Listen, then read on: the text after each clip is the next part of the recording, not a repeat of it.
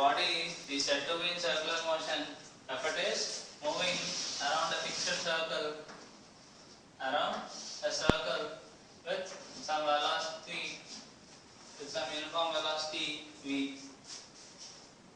So if you want to say this, that is displacement at all points of time will be same with respect to the center. Its displacement will be same with respect to the center always. So the distance will be r always.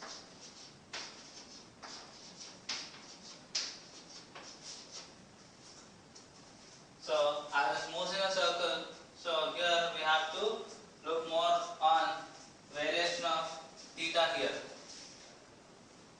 We are concerned more about angular displacement of the particle. So here linear displacement will not be present, only angular displacement is present. So suppose the particle is making an angle theta and d theta is a small angle which it will cover. This is called angular displacement of the particle. So this is P, this is P dash. P dash is termed as angular displacement of the particle.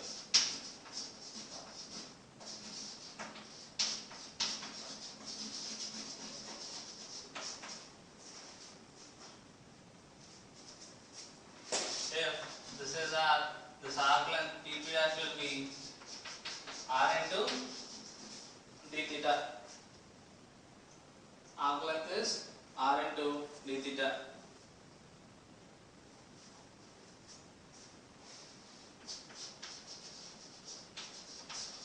Angular velocity. Angular velocity is defined as change in angular displacement by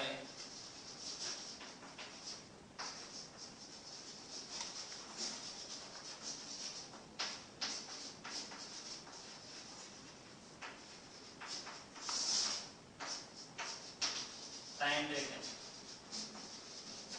So omega is equal to d theta by dt. Angular displacement is d theta, right?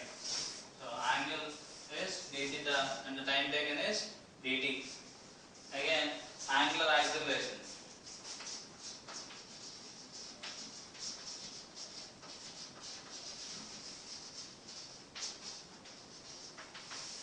Angular acceleration is defined as change in angular velocity by time.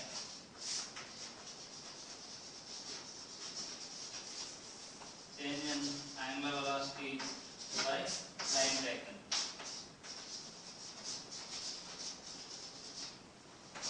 Alpha is equal to P dash is, if you look at this P dash, this is nothing but displacement of the particle in the angular displacement d theta. This is the displacement of the particle in the angular displacement d theta. So here we can write as displacement of the particle for the angular displacement theta.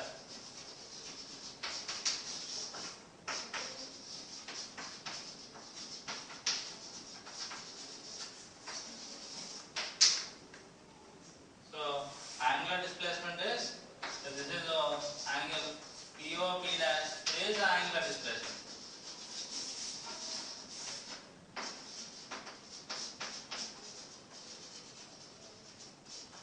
Which is d theta.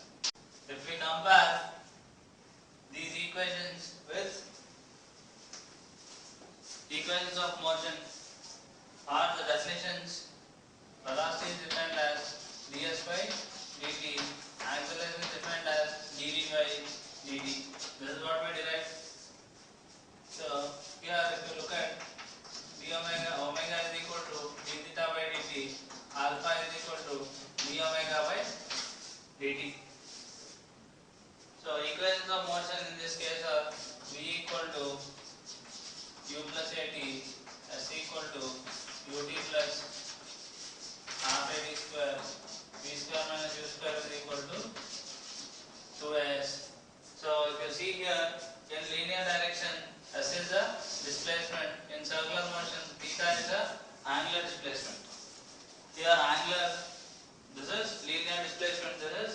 displacement. This is linear velocity, this is angular velocity, linear acceleration, angular acceleration.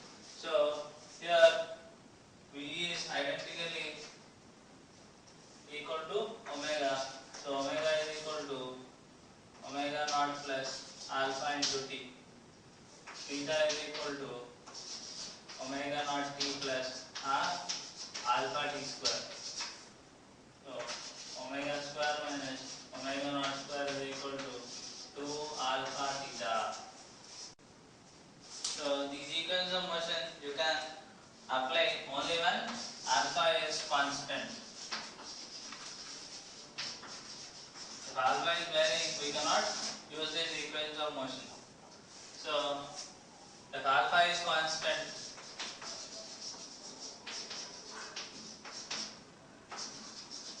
d omega by dt is equal to alpha, d omega is equal to alpha into dt integrated from omega naught to omega 0 to t omega naught to omega is equal to alpha into t 0 to t. So omega minus omega naught is equal to alpha t. So omega is equal to omega naught plus alpha t. This is the first equation. So omega is equal to d theta by dt. So if you write omega is equal to omega naught plus alpha t d theta by dt. D theta is equal to omega naught plus alpha t into dt. So if you integrated 0 to t, theta is from theta naught to theta, so it will be theta naught to theta. So this is omega naught into integral dt, because omega naught is constant. Again alpha can be taken out, t dt. 0 to t, 0 to t. So omega naught into t plus alpha into t square by 2. This is equal to theta minus theta naught. If theta naught is 0, then theta is equal to omega naught t plus r alpha t square. Alpha is equal to d omega by dt. We will rearrange this d omega by d theta into d theta by dt. So we will multiply and divide by d theta. So d theta by dt is omega. So alpha is equal to d omega by d theta into omega. So alpha into d theta is equal to omega into d omega integrated from 0 to theta. This will be omega naught to omega. So this will be alpha into theta 0 to theta omega square by 2 omega naught to omega. So omega square minus omega naught square is equal to 2 alpha theta. These equations are applicable, these three equations are applicable only when alpha. In circular motion, the object will be rotating in a circle. So with respect to the center, it will be moving like this. So here we are concerned more about the tangential direction of the particle and along the directions in which we are more concerned about these two directions. This is tangential direction and that is radial direction. So these two are denoted by ER cap and ET cap. So ER cap represents unit vector along radial direction, ET cap represents unit vector along tangential direction. So we have to resolve this into I and J first. In terms of, so we have to resolve ER and ET in terms of I and J. So draw a perpendicular vertical and horizontal lines here.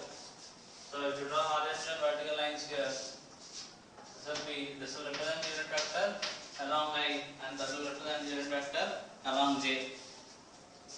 So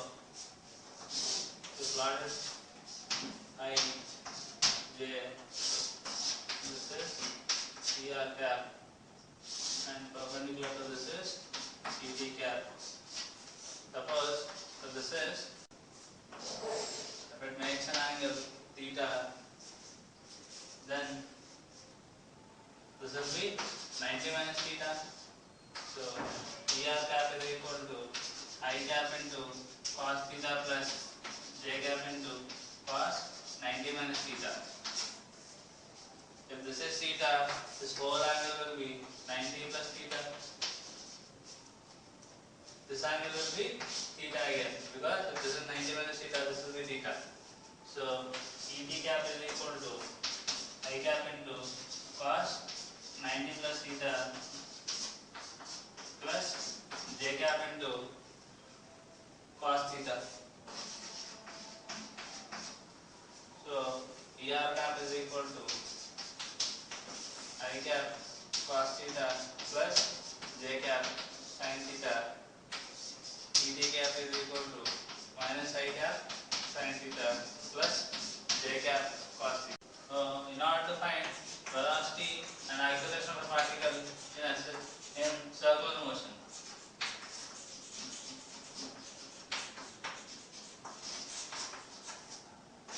velocity and acceleration of a particle in circular motion.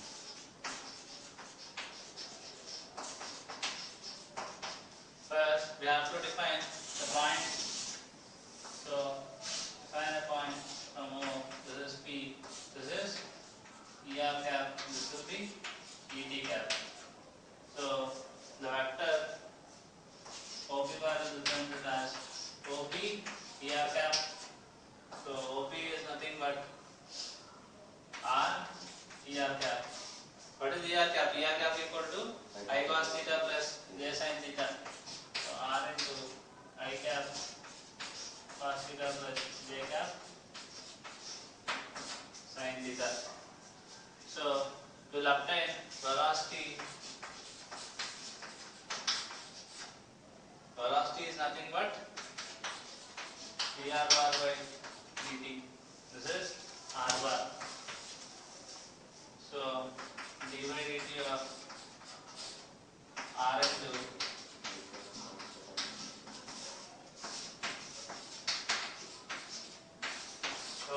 r is fixed for circular motion.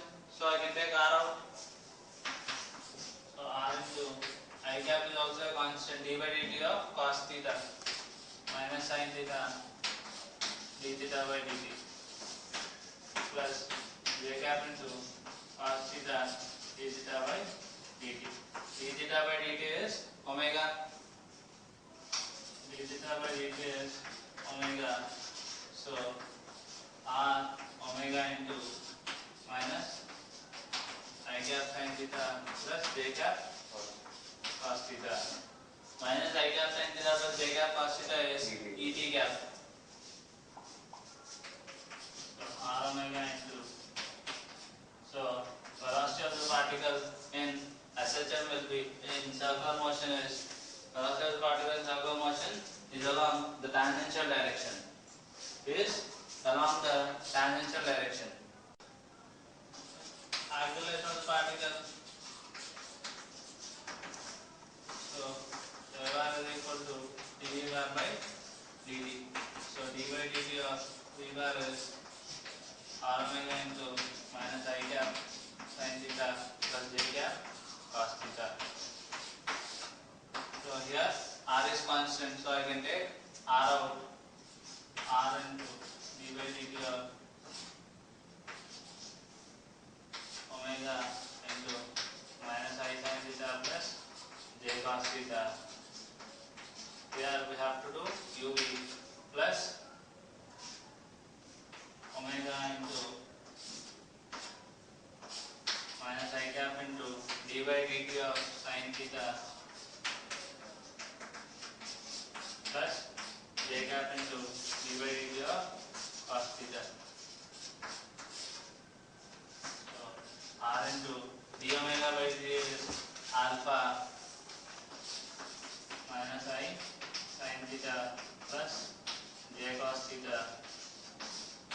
plus omega into minus I cap d by dt of sin t is cos theta and d theta by dt plus j cap into minus sin theta d theta by dt.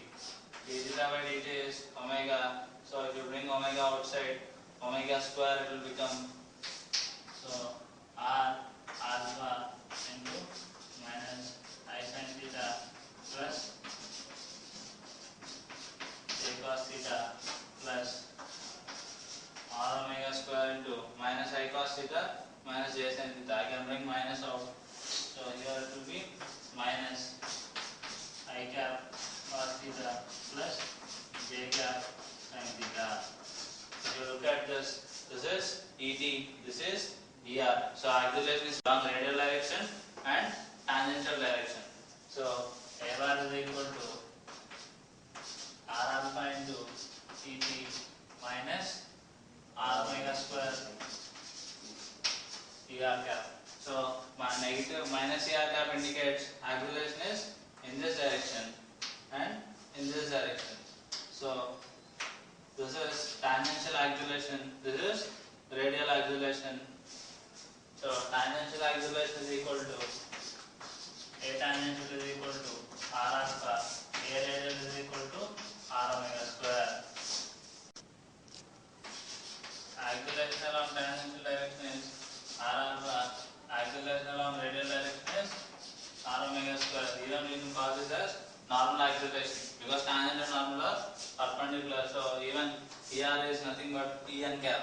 En is normal vector to the tangent. So in circular motion V equal to R omega, that is what we got. If you look at magnitude of that, V equal to R omega, so AR is equal to R omega square, and omega is equal to V by R, so R into V by R whole square, so V square by R, so A radial is equal to V square by R, or R omega square. And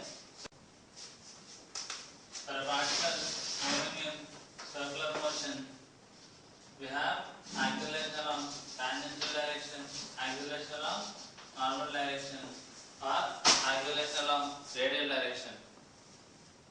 So, if you want to calculate force in the radial direction, so R is equal to MAR, which is equal to M into V square by R. So, mv square by R. This radial force is called centripetal force. This radial force is called centripetal force. Force which is directed towards the center. Because acceleration is in direction, so force is also in the same direction. And this is called centripetal acceleration.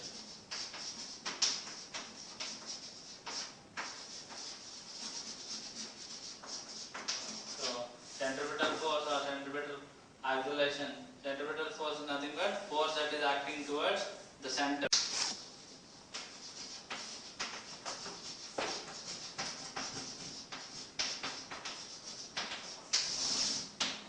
Non-uniform circular motion, which means R is not constant. It is changing with respect to time. R is not constant here. So here dr by dt exists because R is changing with respect to time. So V equal to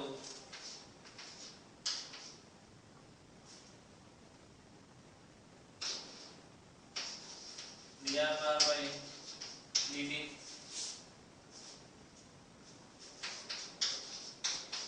d by dt of R into I cap cos theta plus j cap.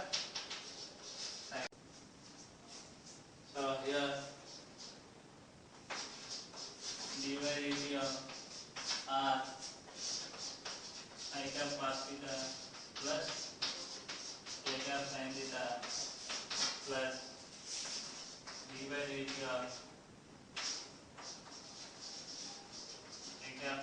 theta plus j cap sin theta into r. So dr by dt into I cap cos theta plus j cap sin theta is e r cap plus d by dt of this will be omega into e t cap. So r omega into, so d bar is equal to dr by dt dr cap plus r omega into et cap. So if you want a bar is nothing but dv bar by, so d by dt of dr by dt dr cap plus r omega into et cap. So if you look at this motion will be, so if you are considering a spiral, then this is moving in a circle, but the radius of the circle keeps on increasing at all points. At different times, the radius of the circle is increasing. So this is non-uniform, example of non-uniform. So examples of circular motion which we see in our daily life. Applications of circular motion in our daily life. Suppose we are going around a circular track. Suppose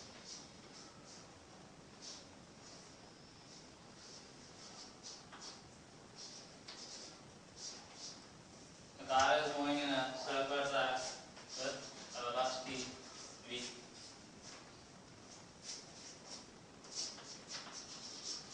Engine will be downward, normal action will be upward.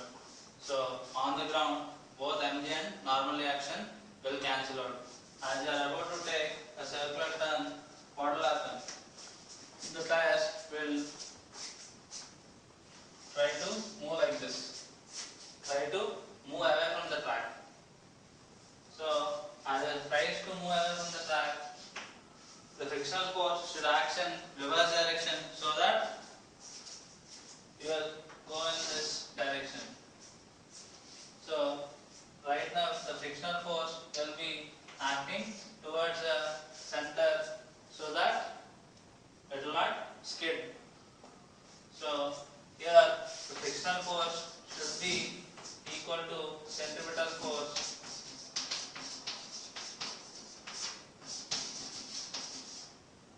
is equal to md square by. So examples of circular motion which we see in our daily life. Applications of circular motion in our daily life. Suppose we are going around a circular track.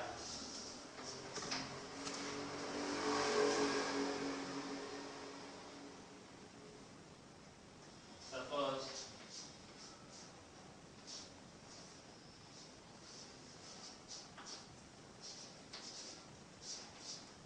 the car is moving in a circular track with a velocity v.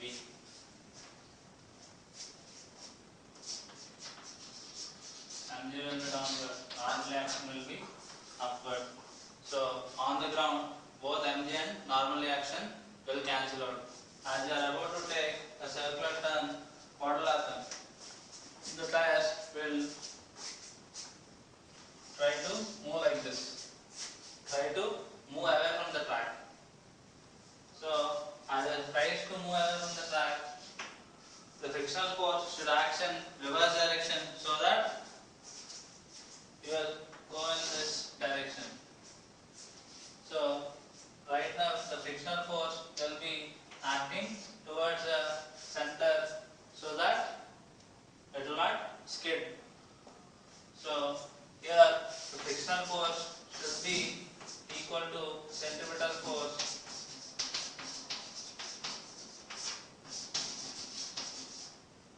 is equal to md square by r. So frictional force, what we are looking at frictional force is the maximum frictional force which can be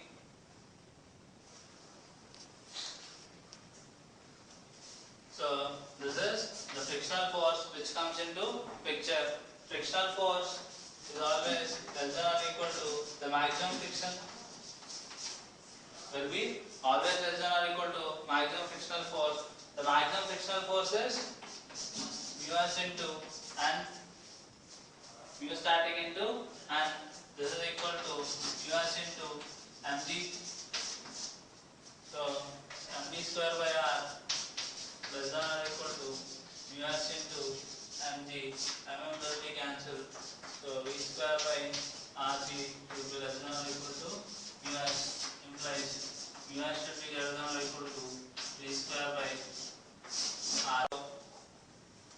The minimum value of mu(s) so that the car will complete the circular turn will be v square by rg. If mu(s) is greater than v square by rg, then we will be reaching, we can complete the circle. In the previous case, mu(s) greater than or equal to v square by rg. So this is what will take into consideration, will be taken into consideration when circular tracks are designed. But if the friction between the tire, the surface is, then we cannot prevent the skidding of circular turns. So in order to avoid friction, the road should be banked theta. So if the road is banked at an angle theta, then the circular turning will be at an elevated turn.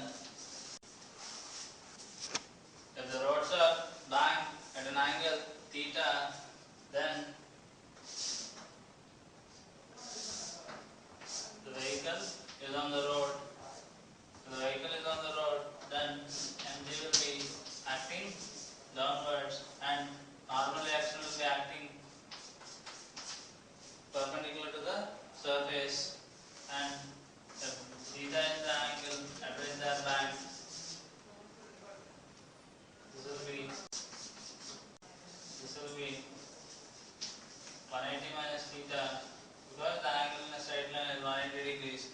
Again, if you look at this straight line, if this is 180 minus theta, this will be theta. So we have plotted again.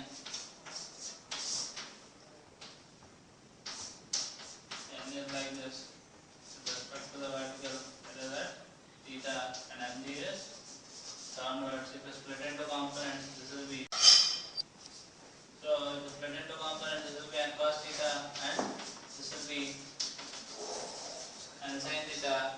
So n will be equal to mg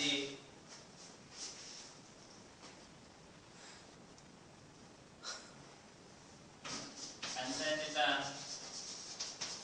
is towards the center of the circular track, which should be balanced by the centripetal force. If you look at this, if you see these are the track, so this is directed towards the center, so that is equal to mg square by r. So if you divide these two, tan theta is equal to v square by rg. So theta is equal to tan inverse v square by rg. So if the roads are banked at an angle theta, then we can avoid skidding on circular track.